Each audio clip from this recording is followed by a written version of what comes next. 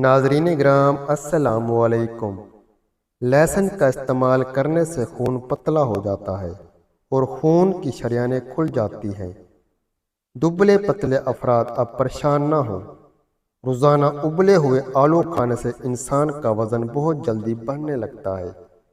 روزانہ کھانے سے آپ خود دیکھیں گے کہ کیسے آپ چند دنوں میں موٹے ہو جائیں گے اور اس کے ساتھ ساتھ ہمیشہ خوش رہنا سیکھیں گے، کیونکہ غم انسان کو اندر سے ختم کر دیتا ہے۔ اگر تیزابے سے بچنا ہے تو ہمیشہ پیٹ بھر کر کبھی کھانا نہ کھائیں اور اپنے بستر کے سرہانے کو بلند رکھیں۔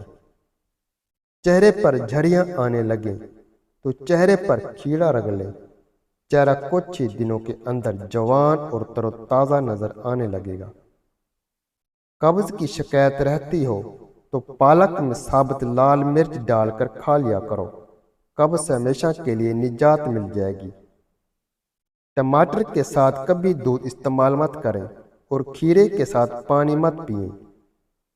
بچوں کو عملی کھانے سے بچائیں ورنہ ان کا قد چھوٹا رہ جائے گا اور وہ جلدی بالغ ہو جائیں گے۔ بچہ رات کو سوتا نہیں ہے تو شہد چٹائیں۔ پانی کم پینے والے بندے کے گردے جلدی خراب ہو جاتے ہیں۔ بار بار پیشاب کی حاجت ہوتی ہو تو تھوڑے سے بھنے ہوئے چنے کھا کر اوپر سے تھوڑا سا گڑ کھا لیں۔ ایک ہفتہ کھانے سے انشاءاللہ افاقہ ہوگا۔ بچوں کا سوکھا پن اور جسمانی کمزوری دور کرنے کے لیے بچوں کو دودھ اور سنگترے کا رس دیں، اس سے ان کے جسم کی کمزوری ختم ہو جائے گی۔ میٹھا زیادہ کھانے سے پیٹ کی چربی جلدی بڑھتی ہے۔ سیب کے جوس میں شہد ملا کر پینے سے ہر قسم کی کھانسی فوری بند ہو جاتی ہے۔ سٹرابری کا جوس پینے سے کینسر جیسے خطرناک بیماری سے نجات مل جاتی ہے۔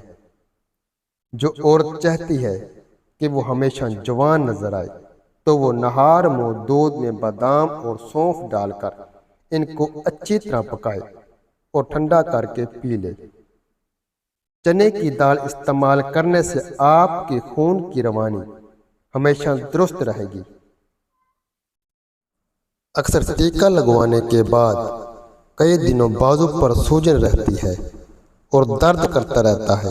ایسے میں ٹیکا کی جگہ سوجن کی صورت میں برف کی اچھے سے ٹکور کریں۔ سانس زیادہ پھولتا ہو تو ہر کھانے میں نمک کا استعمال کم کر دیں۔ کھانے کے بعد ادرک چبانے سے چہرے کی جھریاں کم ہونے لگتی ہیں اور چہرہ جوان نظر آنے لگتا ہے۔